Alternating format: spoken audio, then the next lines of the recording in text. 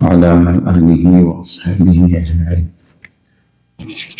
أما بعد فأعوذ بالله من الشيطان الرجيم. بسم الله الرحمن الرحيم. قل هو الله أحد الله الصمد لم يلد ولم يولد ولم يكن له كفوا أحد. صدق الله العظيم.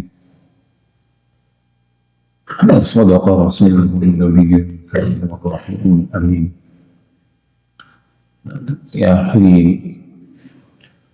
3 سورتیں ہیں سورہ اخلاص، سورۃ الفلق اور سورۃ الناس۔ سورہ اخلاص کے اندر اللہ تبارک و تعالی اپنے حبیب صلی اللہ علیہ وآلہ وسلم سے خطاب فرما رہا ہے۔ قل هو اللہ احد، حبیب صلی اللہ علیہ وسلم آپ اپنی زبان رسالت و نبوت سے اعلان فرما دیجئے کہ وہ اللہ وہ احد ہے، وہ اکیلا ہے، اللہ الصمد، اللہ تبارک و تعالی بڑا بے نیاز ہے، لم یلد، نہ وہ پیدا ہوا ہے کسی سے، ولم یولد، اور نہ اس سے کوئی پیدا ہوا، ولم یکن لہ کفوا احد، اور اس کا کوئی ہمسر نہیں ہے۔ کفار مکہ نے اللہ کے رسول صلی اللہ علیہ وآلہ وسلم کے دعوت توحید و للہیت اور معبود برحق کی طرف جب آپ نے ان کو دعوت دی تو اس پر وہ کہنے لگے اللہ تمہارا اللہ کیسا ہے، کتنی طاقت اور قوت کا مالک ہے۔ اس سے پہلے کون تھا جو اس انتظام کو چلا رہا تھا؟ اس کا بیٹا ہے نعوذ باللہ، اور اس کے کوئی بیٹے ہیں تو وہ بتاؤ، اس کے خاندان کے متعلق ہمیں بتاؤ، کہاں سے اس کو یہ طاقت اور قوت دی گئی ہے؟ اللہ تبارک و تعالی نے مکمل سورت نازل فرمائی اور فرمایا کہ حبیب صلی اللہ علیہ وسلم آپ اپنی مبارک زبان نبوت و رسالت سے اعلان فرما دیجیے، اور اللہ تبارک و تعالی کی صفات کا ذکر اور بیان ہے کہ وہ ایسی ذات ہے کہ اس کا مقابلہ کوئی نہیں کر سکتا، بڑا بے نیاز ہے، اور اس کی کوئی اولاد نہیں، نہ وہ خود کسی کی اولاد ہے، اور اس کا کوئی ہمسر نہیں۔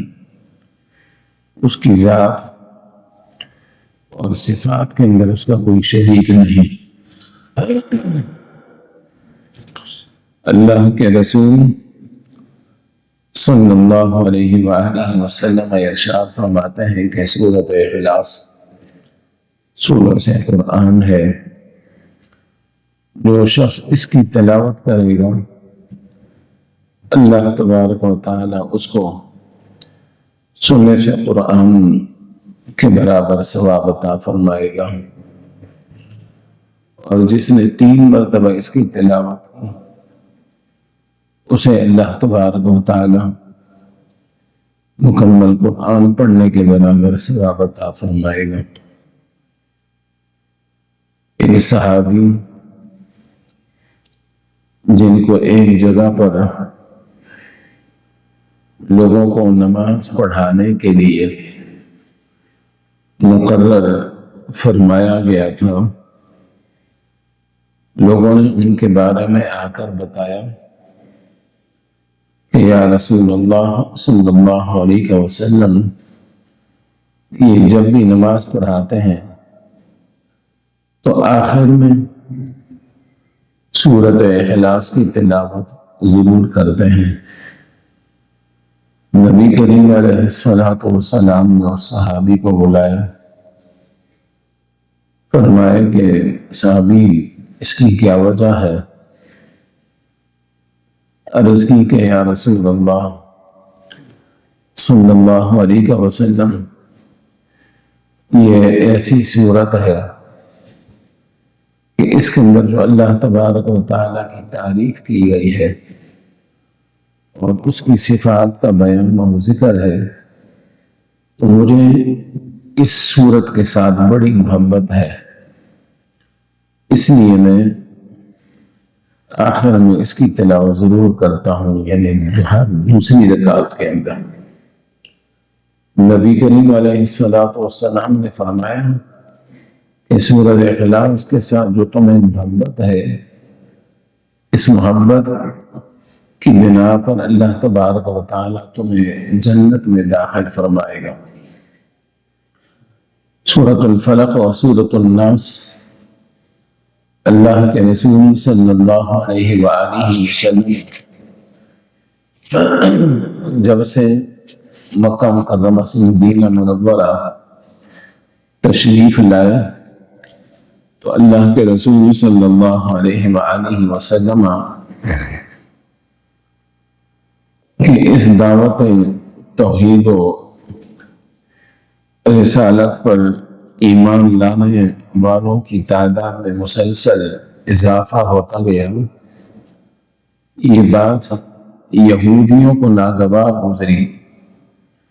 یہودی یہ چاہتے تھے کہ آپ کو کسی طریقے سے بھی نقصان پہنچایا جائے اور آپ کے ذات کو ایسا نقصان پہنچایا جائے کہ لوگوں کو اس سے نجات مل جائے، نعوذ باللہ۔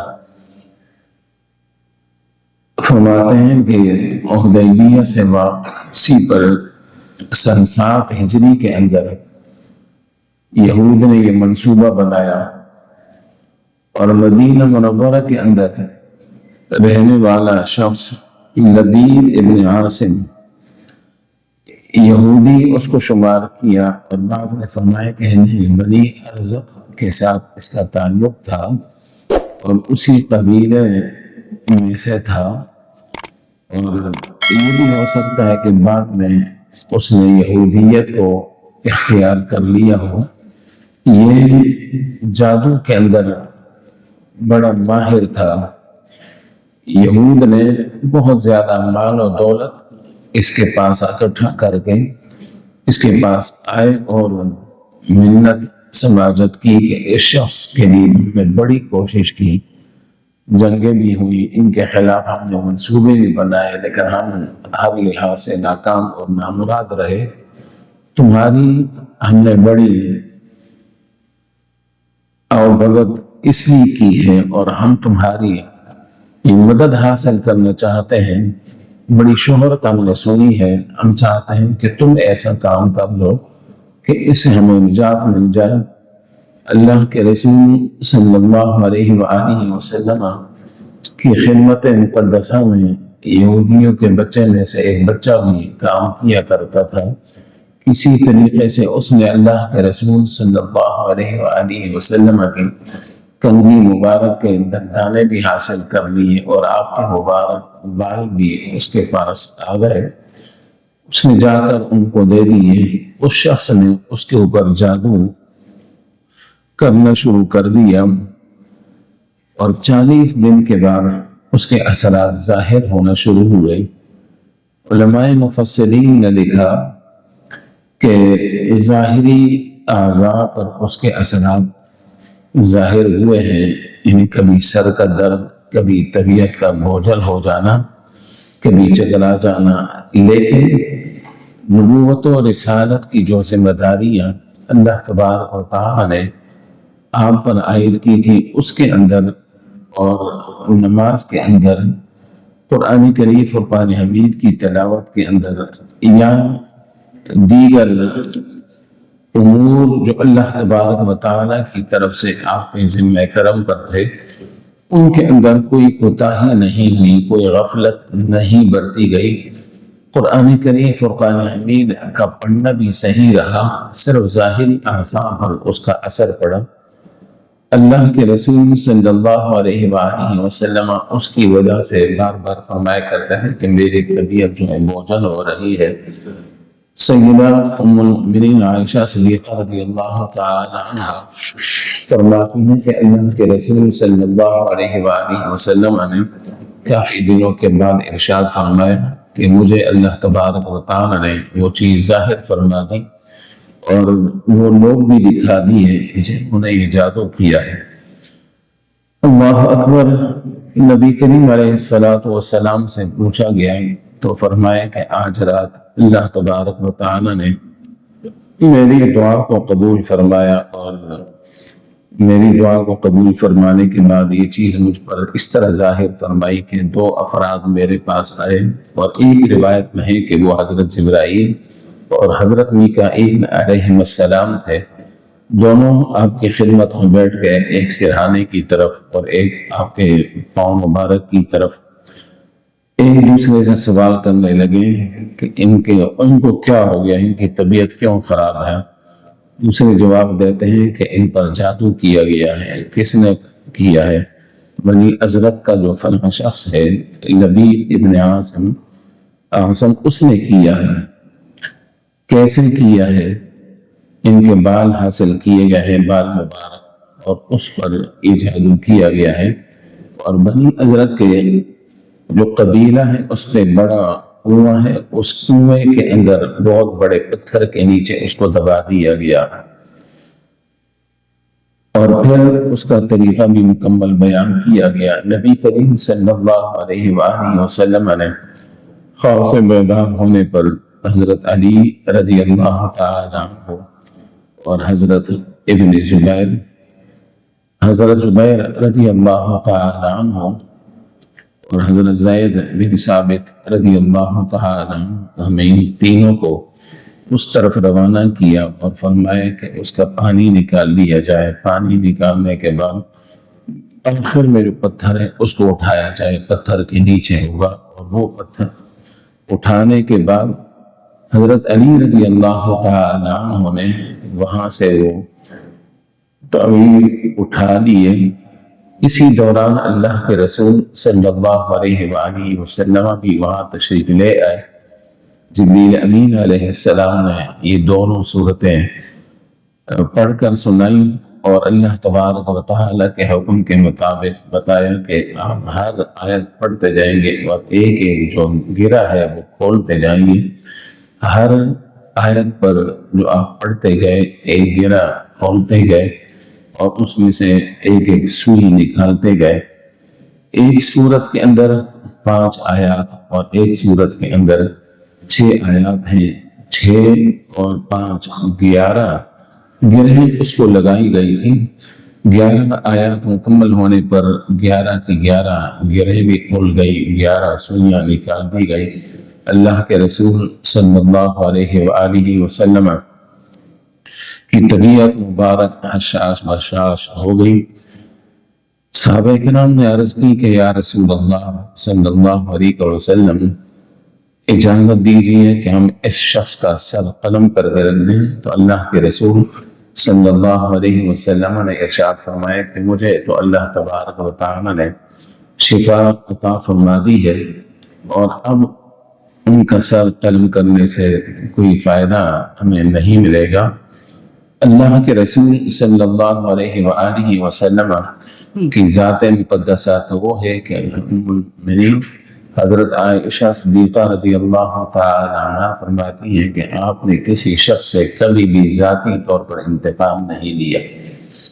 تو یہ 2 صورتیں ہیں اور نبی کریم علیہ السلام اس کو پڑھ کر امام حسن اور امام حسین رضی اللہ تعالی عنہ دونوں پر پڑھ کر دم کیا کرتے تھے، اور جب صحابہ کرام نے بھی اس کی اجازت چاہی تو فرمایا کہ تم بھی پڑھ کر اپنے بچوں پر دم کر لیا کرو۔ سیدنا حضرت عبداللہ ابن مسعود رضی اللہ تعالیٰ عنہ کے بارے میں بعض لوگوں نے یہ کہا تھا کہ وہ فرماتے تھے کہ یہ دونوں صورتیں میرے پاس لکھی ہوئی نہیں۔ اس پر علماء مفسرین نے جواب دیا تھا کہ یہ ضروری نہیں کہ ہر صورت ان کے پاس لکھی ہوئی ہو، کیونکہ وہ قرآن کریم فرقان حمید کے بہترین حافظ اور قاری، عالم اور مفتی تھے، یہ صورتیں ان کو یاد تھی۔ دوسری بات یہ ہے کہ جب سارا قرآن ان کو یاد تھا تو ان کے لکھنے کی ضرورت انہوں نے محسوس نہیں کی۔ اللہ تبارک و تعالی جل جلالہ ہمیں بھی قرآن کریم فرقان حمید کی تلاوت کرتے رہنے، سمجھنے اور قبول کرنے اور عمل کرنے کی بھی توفیق عطا فرمائے، اور دوسروں تک بھی اسے پہنچانے کی توفیق عطا فرمائے۔ آمین۔ وآخر دعوانا ان الحمد للہ رب العالمین۔